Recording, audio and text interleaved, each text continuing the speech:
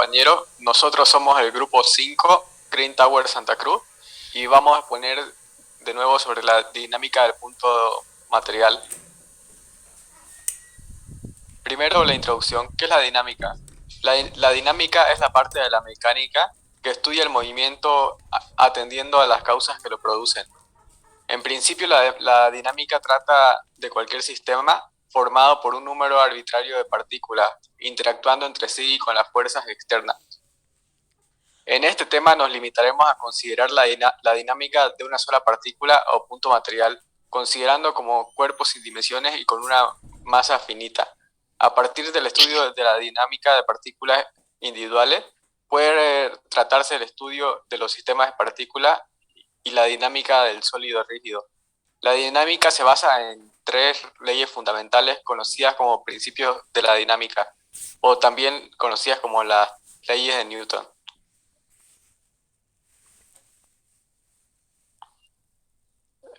La primera ley o primer principio, la ley de inercia.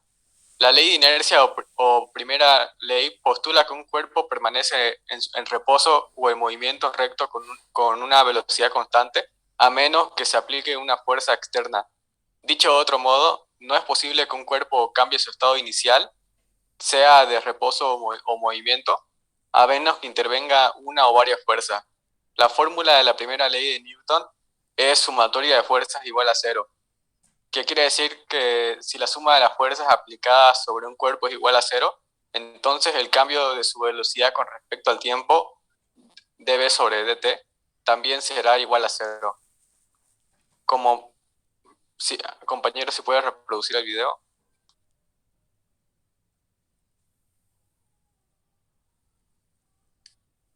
En el ejemplo del video se puede apreciar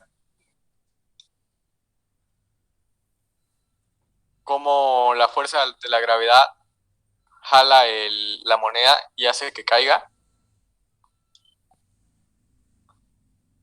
La otra diapositiva. Otros ejemplos de la primera ley de Newton es una pelota en estado de reposo. Para que pueda desplazarse requiere que una persona la patee una fuerza externa, de lo contrario permanecerá en reposo. En el otro ejemplo podemos ver cómo una persona avanza y al detenerse la bicicleta y al chocar con una piedra, la velocidad de la bicicleta se detiene, pero la persona no por eso sale despedida de ella. Algo similar pasa cuando vamos en un micro y este frena de golpe. El otro ejemplo sería con una piedra gigante, mientras que esta está quieta, permanecerá siempre en reposo. Si a esta misma piedra se le aplica una fuerza equilibrada, es decir, de ambos lados, se le aplica la misma fuerza, esta piedra se seguirá manteniendo en reposo. Sin embargo, si a esta misma piedra se le aplica una fuerza desequilibrada, su velocidad y dirección van a cambiar. La segunda ley de Newton o ley fundamental de la dinámica. La aceleración que un cuerpo adquiere es directamente proporcional a la resultante de las fuerzas que actúan sobre él. Además, tiene la misma dirección y el mismo sentido que dicha resultante. La expresión matemática de la segunda ley de Newton es fuerza igual a masa por aceleración, donde la fuerza se mide en Newton, la masa m en kilogramos y la aceleración a en metros sobre segundo al cuadrado. Estas son las en unidades del sistema internacional. Puede poner el video.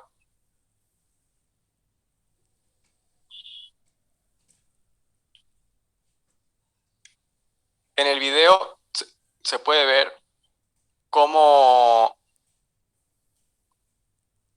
el camión está atado a una pesa que lo jala hacia abajo y se mueve a una cierta velocidad, y ahora le van a aumentar el peso al camión y va a hacer que su velocidad se reduzca a la mitad.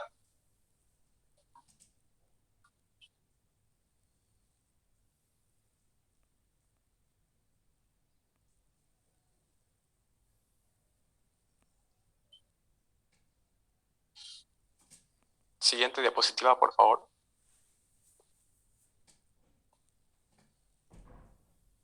Ahora otro ejemplo. Imaginemos la siguiente situación. Se tiene un vehículo varado sobre una carretera horizontal.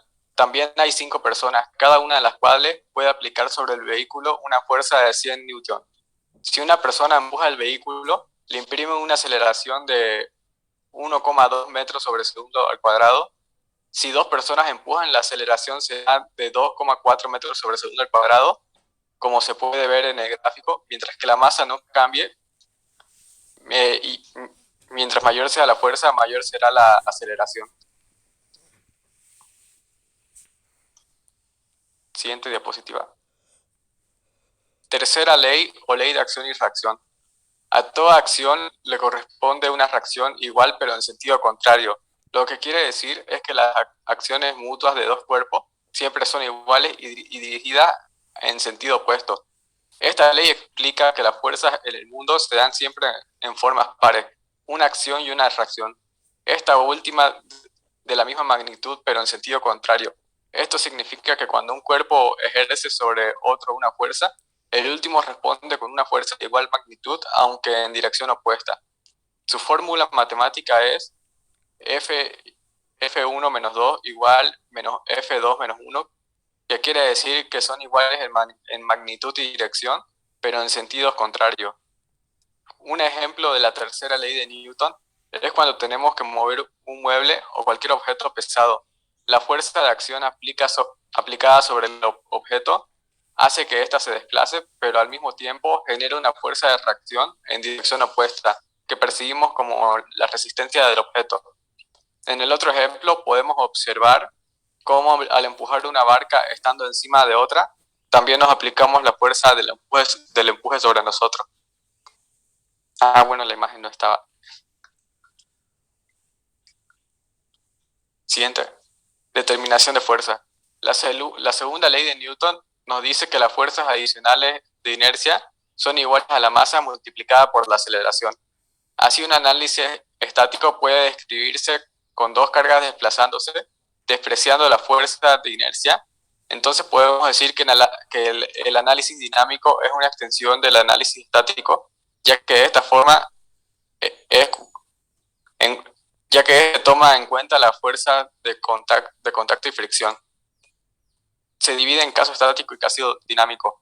En el caso de una partícula en reposo, el caso estático, la aceleración es nula, por lo que el resultante de la fuerza aplicada debe anularse, si conocemos el valor de todas las fuerzas salvo de una. Caso dinámico. Si tenemos una partícula en un movimiento conocido, podemos determinar la aceleración y a partir de ella determinar la fuerza que está actuando sobre la partícula. Ya. Continuando con la exposición, estabilidad de la partícula. Estática de la partícula. La estática es la parte de la mecánica de las situaciones de equilibrio de los cuerpos. Un estado de equilibrio es aquel en el que el sistema se encuentra en reposo, permaneciendo en él indefinidamente.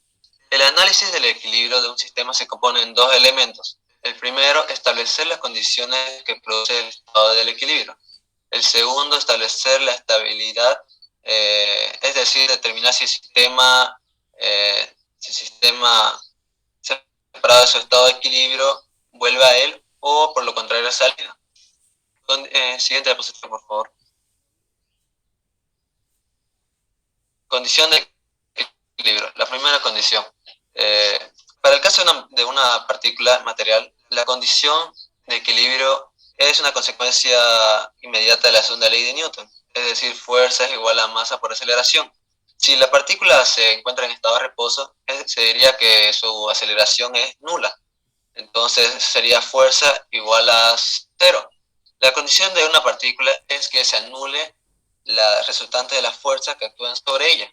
Cuando tenemos fuerzas dependientes de la posición, este principio sirve para determinar las posiciones de equilibrio. Por ejemplo, ¿puedes reproducir el video de abajo, por favor? El resorte. Ahí podemos observar un resorte que está fijo en la parte superior y abajo se encuentra colgando un cuerpo que debido a su peso va dirigido hacia el centro de la Tierra y eso provoca que el resorte se atrás, por favor. El resorte se estire. Entonces, ¿por qué se queda en estado de equilibrio?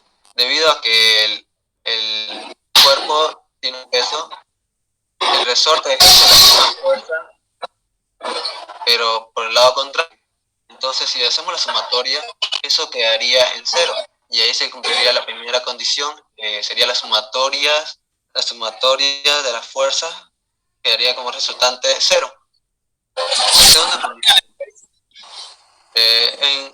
El que una posición sea de equilibrio no garantiza que en una situación real el sistema vaya a permanecer en ella indefinidamente. La razón es que siempre existen un inconveniente, fluctuaciones en las fuerzas que pueden separar levemente el sistema de equilibrio. Para que el sistema permanezca en la misma posición, no basta con que su posición sea de equilibrio, también debe ser estable. Puede reproducir. Aquí podemos ver un ejemplo de dos niños, un sub y baja, uno de mayor peso o masa y el otro de menor. Ambos están en la misma distancia, pero como ven, está inclinado ya que el de mayor peso ejerce una mayor fuerza. Ahora, para que eso esté estable, para que el sub y baja esté estable horizontal, el de mayor peso debe sentarse en una menor distancia, para que así las torcas se cancelen. Voy a seguir.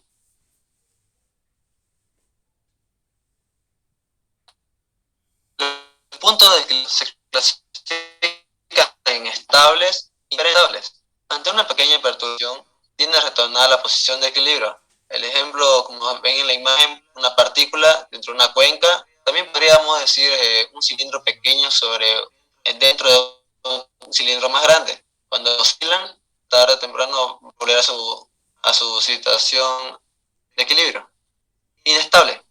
Una pequeña perturbación separa la masa del equilibrio y esta tiende a alejarse de la posición. Como podemos ver el ejemplo, una partícula sobre una cima, si le da un viento o lo mueve un poquito, se va a alejar, se va a caer por la superficie y no va a volver a su posición de equilibrio. Indiferente.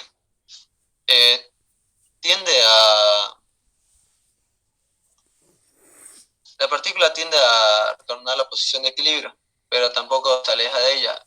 Cuando está en una mesa horizontal, la partícula va, pero como tiene varias posiciones de equilibrio, no afectaría.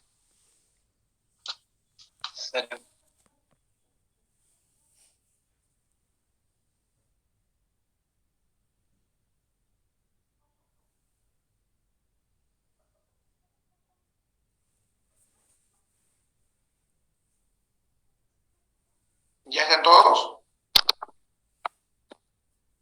No, ingeniero, hasta que le ha debido cortar el internet o algo al compañero. Ya, esperaremos entonces hasta que termine.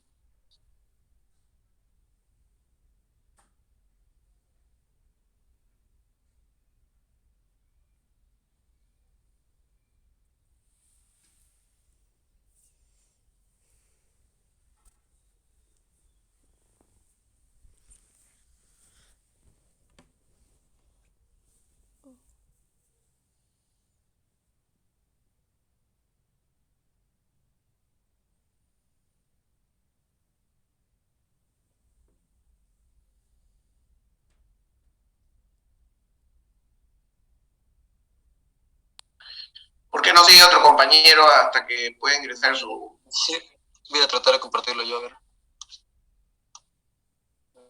Compartir. ¿Se ve? Sí, se ve.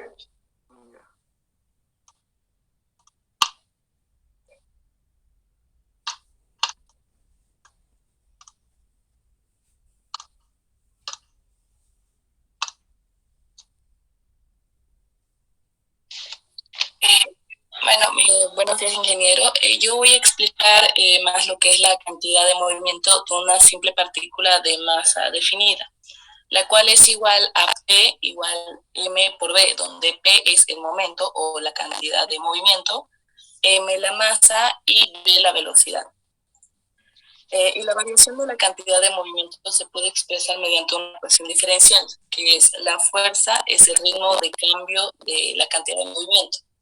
Por supuesto, si no actúa ninguna fuerza, su derivada es igual a cero. Por lo tanto, el vector P es constante, lo que significa que la cantidad de movimiento es constante. ¿Se puede reproducir el video, por favor? Un cuerpo sobre el que no actúa ninguna fuerza continuará moviéndose a la misma velocidad en línea recta, como se puede ver en el video, que es la primera ley de Newton o ley de inercia. Pero cuando las bolas de billar chocan, aplica una fuerza instantánea a la otra bola, causando un cambio en su cantidad de movimiento, que es donde entra la tercera ley de Newton de acción y reacción. Las fuerzas que las bolas se aplican entre sí son iguales y opuestas al cambio de la cantidad de movimiento de la otra bola. La cantidad de movimiento total del conjunto de estas dos bolas de billar no cambia en absoluto, sino que es constante. Lo que significa que la suma de la cantidad de movimiento de los dos es constante.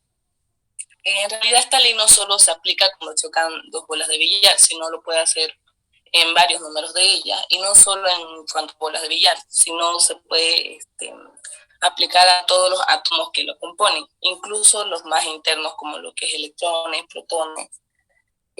Siempre se conserva la cantidad de movimiento. Como mencioné al principio, la cantidad de movimiento es el producto de la masa por la velocidad. La velocidad es un vector, mientras que la masa es un escalar. Como resultado tenemos un vector con la misma dirección y sentido que la velocidad. La cantidad de movimiento sirve, por ejemplo, para dos cuerpos que tienen la misma velocidad pero distinta masa. El de mayor masa, aunque vaya a la misma velocidad, tendrá mayor cantidad de movimiento. La cantidad de movimiento se mide en kilogramos por metros sobre segundos, lo que equivale a newton sobre segundos. Tiene la misma unidad que el impulso, aunque sean conceptos diferentes. Ahora, ¿qué es el impulso?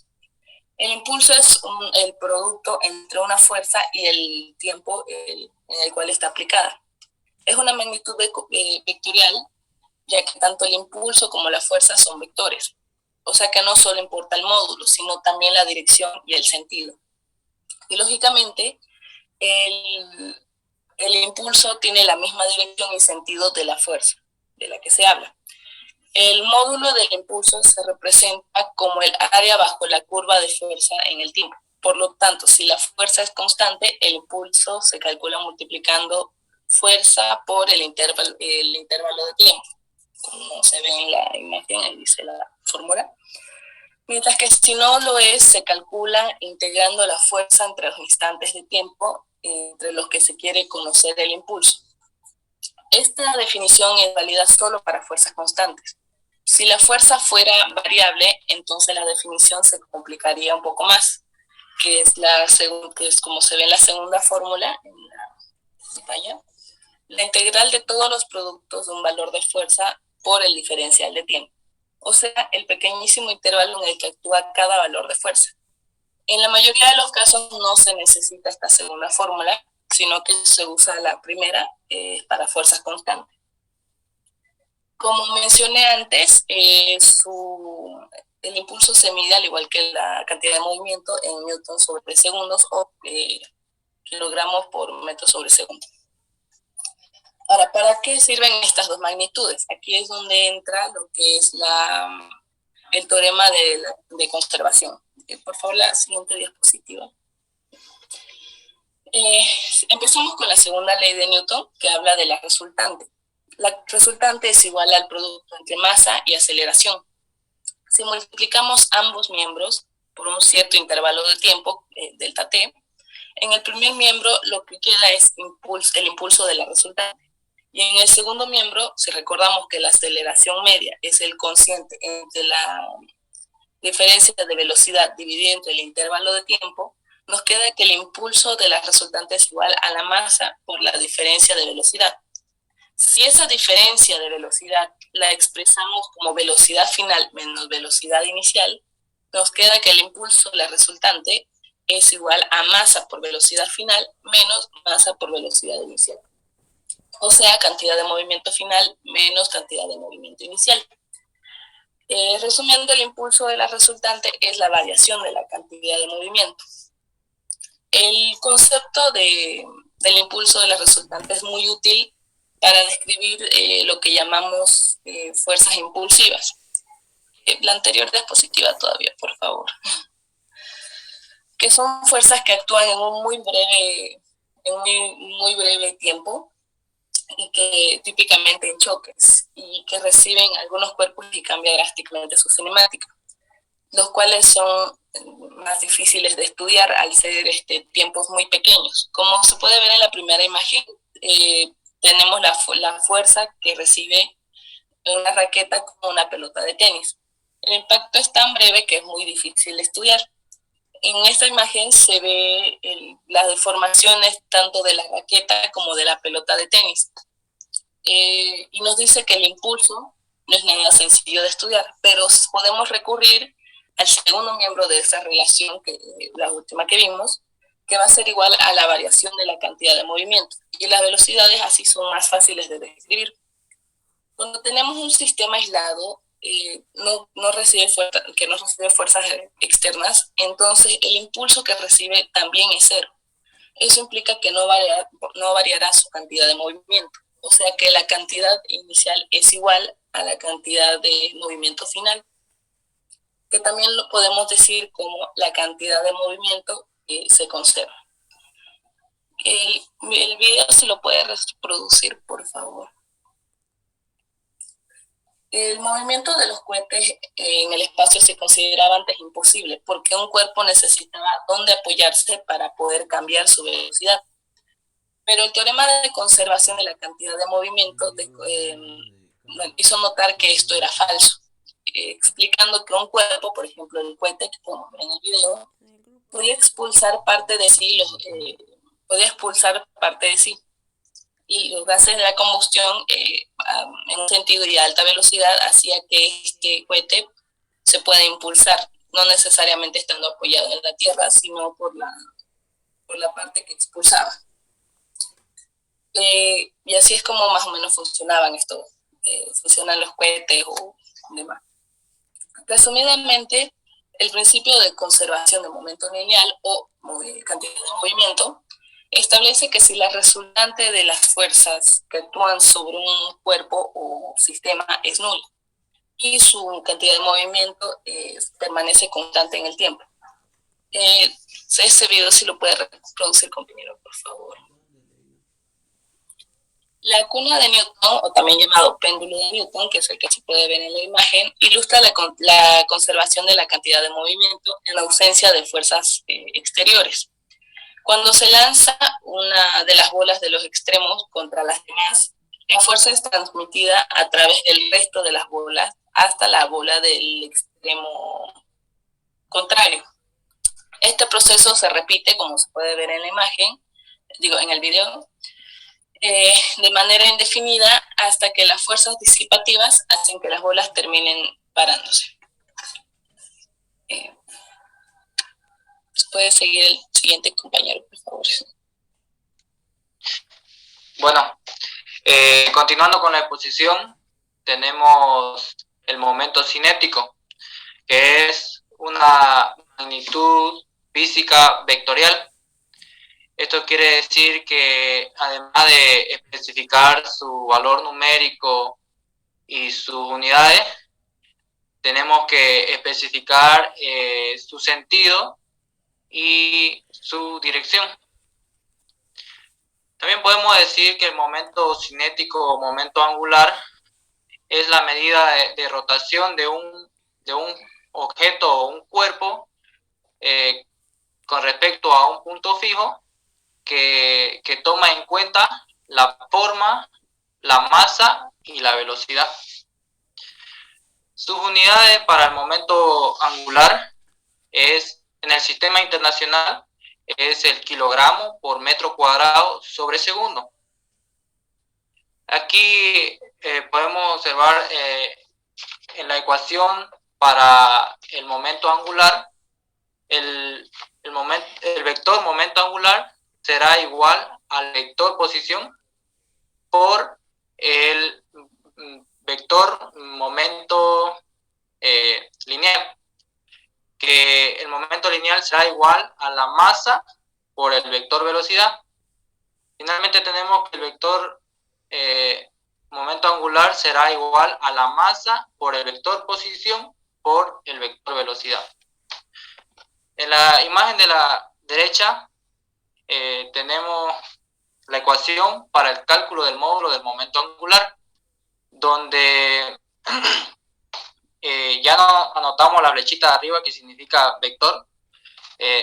Tomamos el momento angular es igual al vector posición, que el vector posición es la distancia que hay entre el punto fijo, que será el 0, al punto del momento lineal, que es el P, por la masa, por la velocidad y por el seno del ángulo que forma el vector posición con el vector velocidad.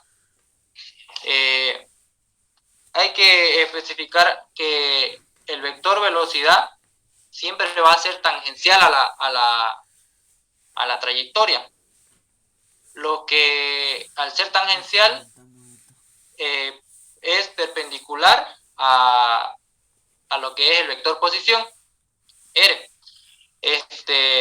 formando un ángulo de 90 grados, lo cual seno de 90 grados nos da 1.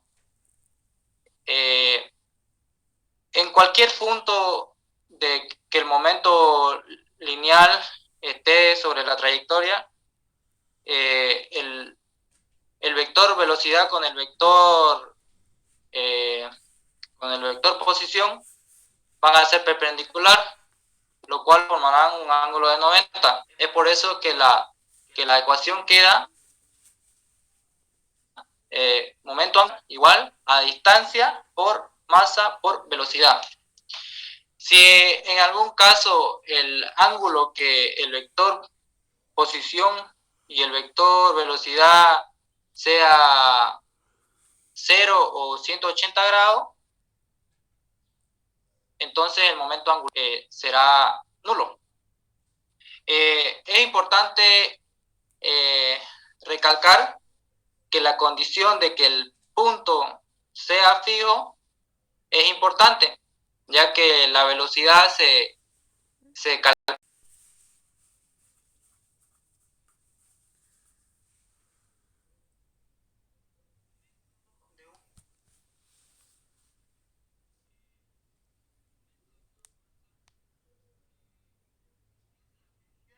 A la tendencia de una fuerza a hacer girar un objeto o un cuerpo alrededor de un punto o un eje.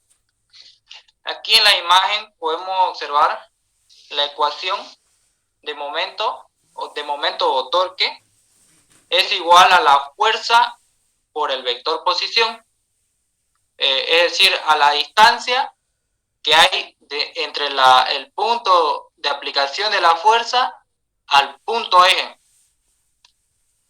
Tenemos aquí en el ejemplo del medio, hay una variante en la fuerza que debemos calcularla con el peso del hombre, que será igual a la masa por gravedad, y repetimos el procedimiento en la ecuación. Sus unidades para el momento será newton para fuerza, metro para distancia y newton por metro para el momento. Siguiente, por favor. Teorema del momento cinético o momento angular. Esto prácticamente se deduce en que el momento resultante de las fuerzas exteriores externas con respecto a un punto fijo es nulo, entonces el momento cinético con respecto al mismo punto fijo va a ser constante. Aquí en la imagen tenemos un ejemplo donde tenemos una masa tenida de un hilo de masa variable, y este hilo pasa por un tubito delgado fino. En este caso tomaremos el conjunto sin rozamiento, y no vamos a tener en cuenta lo que es la gravedad. Esta masa gira tenida del hilo y se puede deslizar a través del tubito delgado, por lo cual, tirando o aplicando una fuerza, podemos reducir el radio o lo que es el vector posición, haciendo variar, o sea, el vector posición, pero el momento angular no se modifica, por lo cual es constante. Eso sería el siguiente. Muy buenas, ingeniero. Buenos días, compañeros. Quería decirles que vamos a comenzar, ¿no? Yo voy a hablar sobre lo que viene a ser el teorema de conservación referente a lo que es el movimiento cinético o movimiento angular, como se lo conoce. Como se puede ver ahí, se aplica lo que viene a ser la regla de la mano derecha. ¿Qué quiere decir esto? Que según el cómo gire el ejercicio, el problema, la rueda, todo lo que se calcule, según el cómo gire, va a hacer que el movimiento angular vaya bien hacia arriba o bien hacia abajo, según el cómo gire, ¿no? Como se puede apreciar ahí, se ve según el dónde gira, empieza a calcular, ¿no? También se puede decir que el movimiento angular es perpendicular a la distancia, al radio, y ahí se puede apreciar ahí. Y un claro ejemplo de esto es, puedes reproducir el de abajo, por favor, que explicando aquí la constante. La constante siempre se mantiene en el movimiento cinético o movimiento angular, como se puede apreciar ahí, debido a que cuando el valor del radio aumenta, la velocidad disminuye potencialmente. Es bien equilibrado, y cuando el radio disminuye o decrece, la velocidad aumenta exponencialmente. Esto siempre se mantiene al margen para poder mantener la constante de lo que viene a ser el movimiento cinético como tal, puesto que con esto se demuestra que el movimiento cinético es constante todo el tiempo. La siguiente, por favor. Aquí vamos a ver lo que es la segunda ley de Kepler.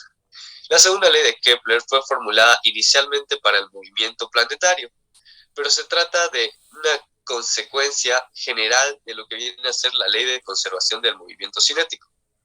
¿A qué me voy de esto? Es conocida principalmente como la segunda ley de Kepler, o lo que viene a ser la ley de las áreas, ¿no? Una partícula cuyo momento cinético permanece constante barre áreas iguales en tiempos iguales.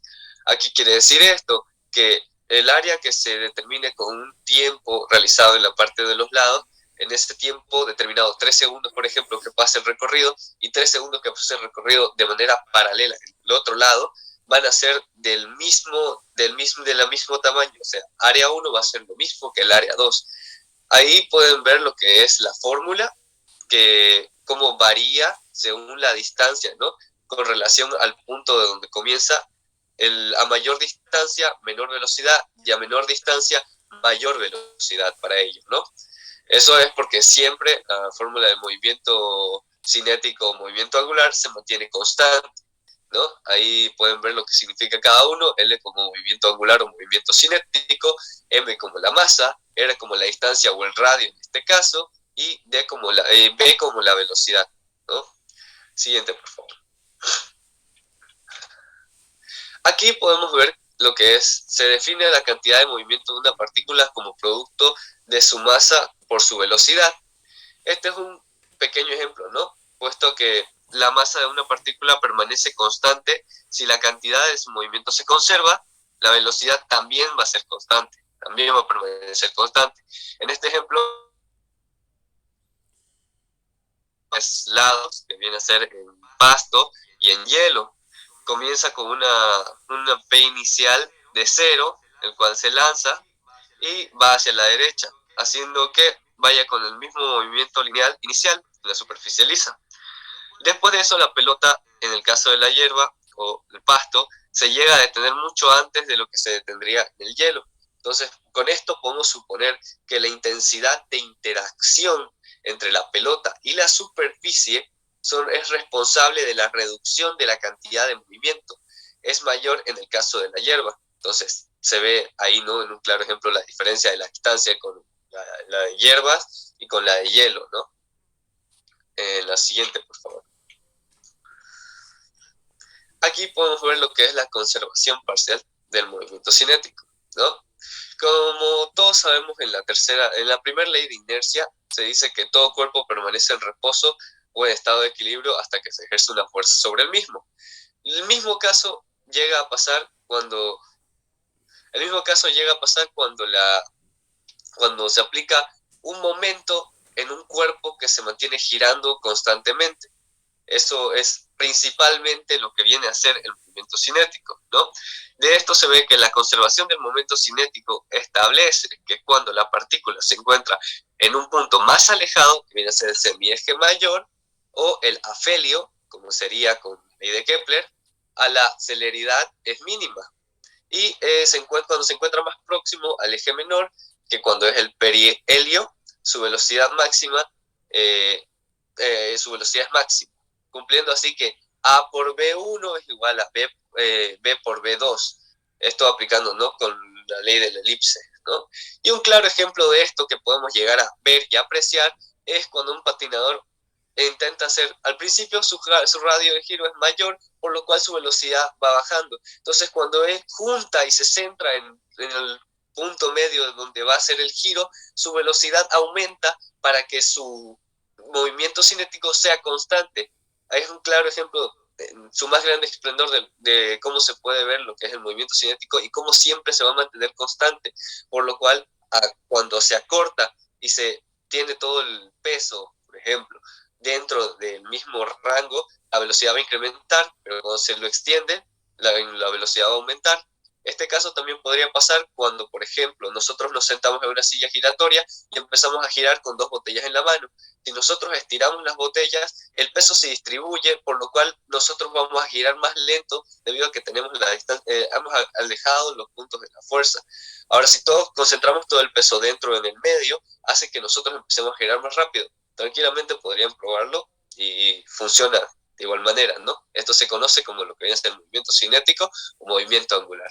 Muchas gracias. Ahora va a continuar mi compañero.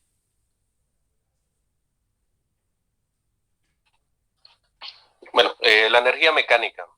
La energía mecánica es aquella que se tiene como un objetivo debido al movimiento que está almacenando por el cambio de posición. Es decir, que puede ser cinético, movimiento o potencial o energía almacenada. La energía mecánica tiene la fórmula que es igual a la energía potencial más la energía cinética, la energía cinética más la energía potencial, lo cual la energía sería igual a un medio de la masa por la velocidad más la masa por la gravedad por la altura. Siguiente, por favor. La diferencia entre energía y trabajo y potencia. La energía es toda aquella que permite realizar un trabajo. El calor que por ejemplo, es la forma de energía que se realiza el trabajo en un sistema termodinámico. La energía mecánica cinética potencial permite el trabajo en un sistema mecánico, el cual se desplaza un objeto y están usado energía mecánica, mientras que el trabajo es la medida de la energía que un cuerpo transfiere a otro de desplazarlo. Cuando levantas un objeto, realizamos trabajos transfiriéndolo energía a un objeto. La medida de una energía está dada por la fuerza que ejercen tus músculos multiplicados por el desplazamiento de objetivo, que es igual a W igual a F por D. La potencia te indica qué tan rápido realizas un trabajo. Entre menos tiempo gastes en realizar el trabajo, mayor será la potencia, que la potencia se mediría en watts. Siguiente, por favor. Trabajo. Trabajo es la fuerza de desplazamiento mientras actúa sobre los cuerpos, son los responsables de producir y mantener el desplazamiento de dichos cuerpos. La fórmula está expresada entre W es el trabajo realizado expresado en julios, F es la fuerza aplicada expresada en Newton y D es el desplazamiento efectuado por el cuerpo expresado en metros.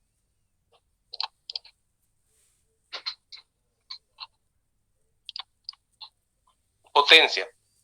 Decimos que la potencia indica la relación que existe entre trabajo realizado y el tiempo que se emplea para realizar. ¿Qué nos quiere decir? Que la potencia es igual a la fuerza por la distancia sobre el tiempo, donde potencia, P es la potencia desarrollada expresado en vatios y W es el trabajo realizado expresado en julios, T es el tiempo empleado expresado en segundos. Con ello culminaría la exposición, ingeniero. Gracias. Bien, jóvenes.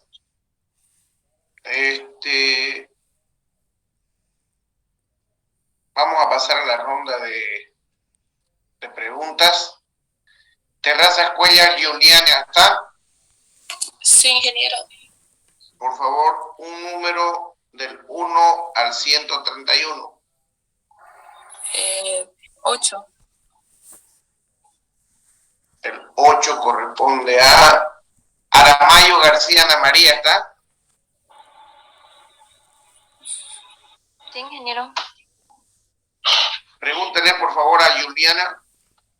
Ya, si me podría explicar la clasificación de los puntos de equilibrio. ¿Cómo? Si me podrías explicar la clasificación de los puntos de equilibrio. Mencionaron que son 3. Los puntos de equilibrio. La verdad no podría responder. ¿Ya alguien del grupo que le ayude? Yo, ingeniero, Wilber Céspedes. ¿Nombre? Wilber Céspedes. Ya, dale Wilber. Ya, la clasificación de los puntos de equilibrio es estable cuando tiene una partícula tiene perturbación y una pequeña perturbación tiende a retornar a la posición de equilibrio. Inestable cuando hay una pequeña perturbación a la partícula y no retorna a la posición de equilibrio.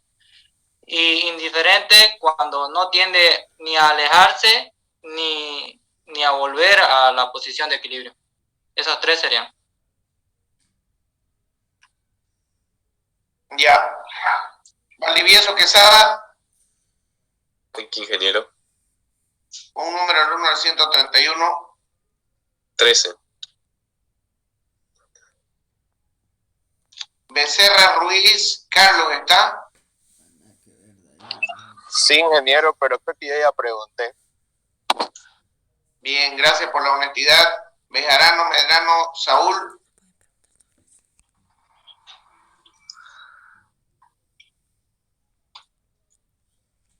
Bejarano Medrano Saúl a la 1, a las 2, a las 3. Bejarano Quisper Maya. Presente, ingeniero. Yo ya Pregúntele, por favor. pregunté. ¿Perdón?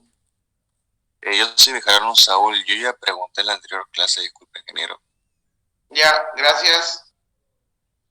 Bejarano Quisper Maya, por favor. Ya. ¿Podrías decirme cómo se determina la fuerza en el caso estático? En caso de que querrás sacar la fuerza en lo que viene a ser la estática, tenés que tomar en cuenta o hacer la igualación de que todas las fuerzas son iguales a 0. ¿Por qué? Porque de esta manera vos podés ir determinando lo que viene a ser para llegar a estar en un momento estático, ¿no?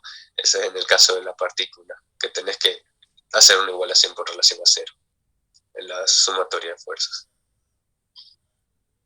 Ya. C.P. Solís Wilber, ¿está? Sí, ingeniero. Un número del 1 al 131. 103. Vázquez Chazu, Carla, ¿está?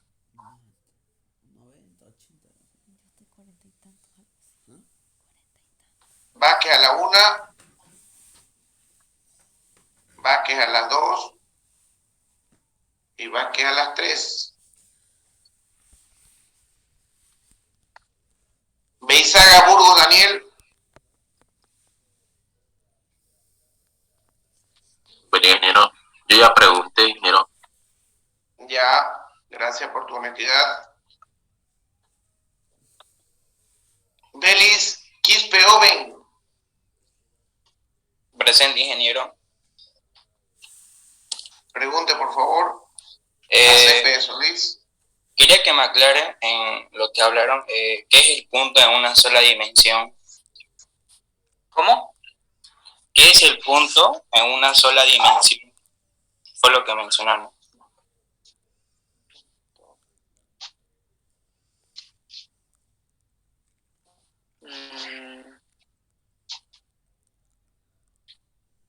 ¿Alguno de sus compañeros que lo ayude? El que expuso ese tema.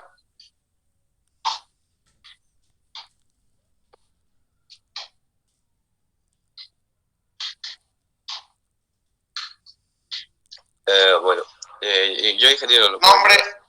Julio Valdivieso.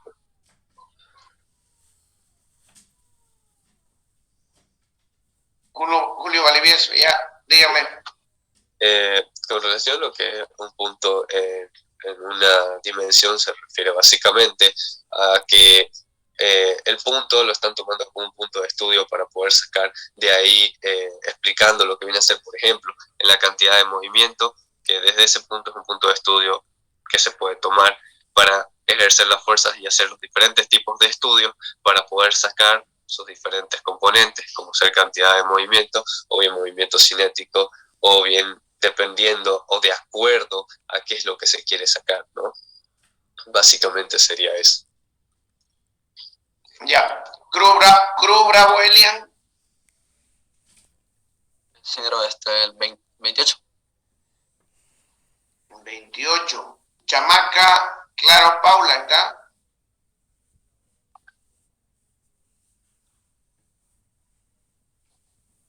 Chamaca a la 1. Chamaca a las 2. Chamaca a las 3. Charupá, Moreno, Lilian. Presente, ingeniero. Pregúntale. ¿Me podrías explicar sobre la primera norma de la ley de Newton? Sí,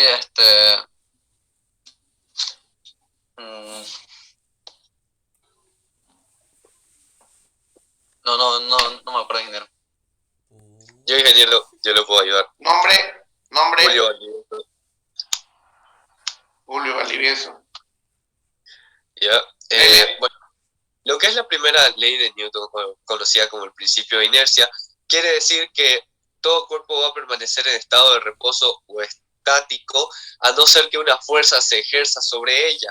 Como se pueden ver ahí en los ejemplos, cuando uno patea el balón, al principio se encuentra en estado de reposo, luego cuando la fuerza de la patada golpea el balón consigue moverse, por lo cual perturba lo que viene a ser su momento estático. De igual manera se ve en la parte de abajo que cuando uno que está andando en bicicleta se golpea contra una roca, es perturbado lo que viene a ser, ¿no? Porque en ese caso es un movimiento constante, entonces es perturbado por ello, lo cual hace que se mueva. La idea principal de lo que viene a ser el principio de la inercia es que todo cuerpo permanece en estado de reposo hasta que se efectúe una fuerza que lo mueva del mismo. Bien. Villarroel, un número. Presente, ingeniero. 45. González Moscoso, ¿está? Bueno, ingeniero. Buen día. Ya pregunté. Pregunta, por favor. ¿Perdón? Ya pregunté, ingeniero. Ya, gracias por su honestidad. Gutiérrez Farel Jesús. Presente, ingeniero. Yo igual ya pregunté. Bien. Gutiérrez Montenegro.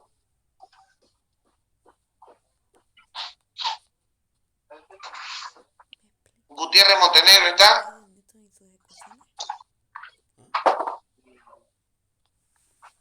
Hermosilla Murillo. Ya pregunté, ingeniero. Bien. Rodas Arancibia Noemí. Presente, ingeniero. Deme su opinión.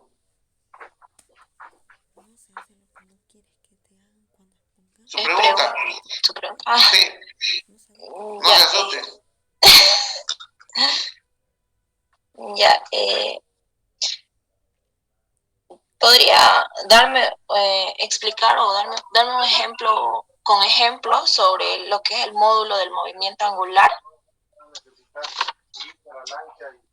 El movimiento angular. No, me ha agarrado en ese cabalito. Curva, me agarró. Me agarró en curva, cabalito, ingeniero. Alguien del grupo que lo ayude. Yo podría ayudar, ingeniero, pero voy a ver si otro de mis compañeros podría, porque creo que yo dije demasiado. No importa. ¿Valdivieso? Sí. Bien, usted ya va para arriba ya. ¿Qué más? Diga, a ver. Bueno, con lo que viene a ser lo del módulo de movimiento, ¿no? Principalmente lo que viene a ser el módulo de movimiento se lo utiliza para poder desarrollar y dar a conocer que el movimiento cinético es constante, puesto que a partir de ello hay la fórmula que viene a ser el movimiento angular es igual a la masa por la aceleración, por el radio, por la velocidad. En esta fórmula lo que se aplica es una derivada del tiempo para poder hacer un despeje de la fórmula, y a partir de ahí se hacen diferentes operaciones en el cual se anula la masa dentro del mismo y se llega a la conclusión de que el movimiento angular es igual a lo que viene a ser el torque. El torque es el momento de fuerza que se aplica, ¿ya? Entonces, para darte un ejemplo de lo que viene a ser con relación a lo que me decís de modular, es, por ejemplo, cuando uno está jalando con una llave para poder hacer esto, ahí ya estás aplicando lo que viene a ser el movimiento angular, referente a un simple ejemplo, ¿verdad? Perfecto. Vamos con Mendoza Weber Walter. Un número. 78. Peñafiel, ¿está? Peñafiel Martínez. Sí, estoy, ingeniero. Su pregunta, por favor. ¿Me podría explicar qué es el trabajo mecánico y dar un ejemplo, por favor?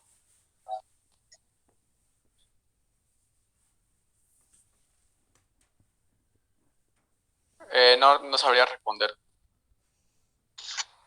Yo, si quieres, los ayudo. Ingeniera, ¿podría responder yo? Nombre. Villarroel. Villarroel. ¿Qué me dice Villarroel? A ver. Bueno, el trabajo es la medida de energía que es transferida a un cuerpo desplazado. Esta quiere como objeto realizar el trabajo transfiriendo la energía hacia un objeto. Es decir, que el trabajo va a depender de la fuerza y la distancia a la cual se va ejecutando o se va apreciando la fuerza.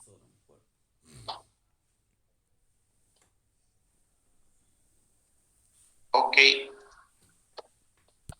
Ya, perfecto. Bien, jóvenes, buena la exposición, pero parece que no estudian su tema. Ustedes no entienden que eso dañan la nota del grupo, y quienes se benefician son los que realmente estudian. Les voy a pasar ahorita el Excel del grupo, y esto es a lo que me refiero. De los 6 integrantes del grupo, apenas uno pudo responder, y casi se lo aprendió todo el tema completo, Valdivieso Quesada.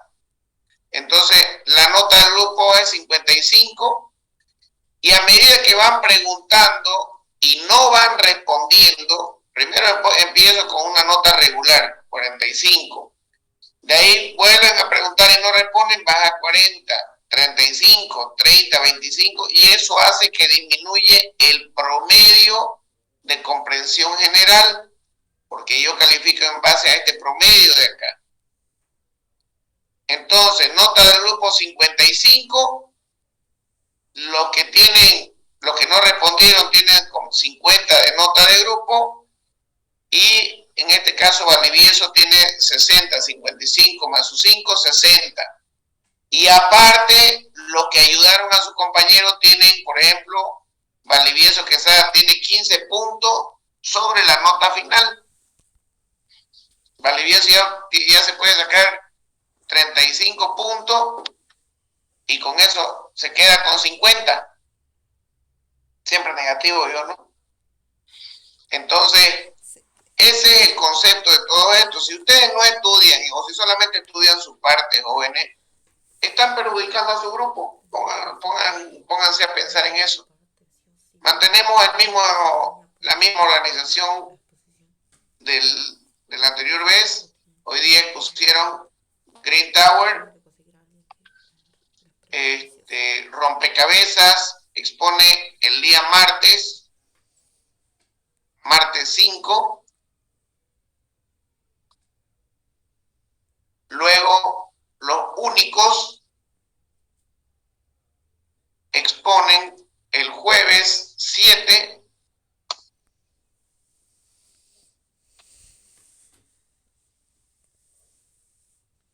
Y resistencia estructural expone el martes. Ahorita vamos a ver qué fecha es martes 12.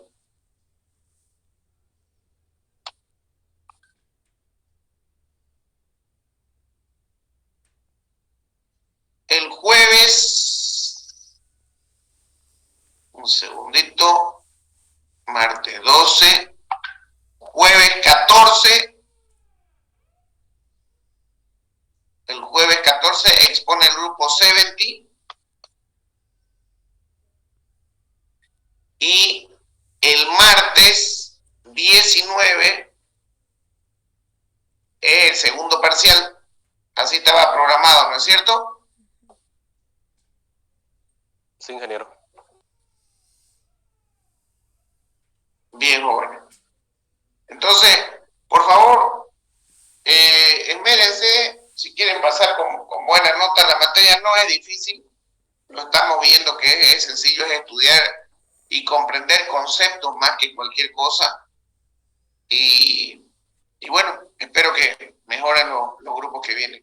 Que tengan un buen día, jóvenes, se portan bien. Ingeniero, disculpe la consulta. Aún no realizó no ha resuelto los exámenes, ¿no? Del primer parcial. Sinceramente, les pido mil disculpas, no he tenido tiempo en revisarlo. Ha estado un tiempo bastante cargado, peor con esto de las elecciones de la CIP. Yo estimo que para la otra semana, por favor. ¿Está bien?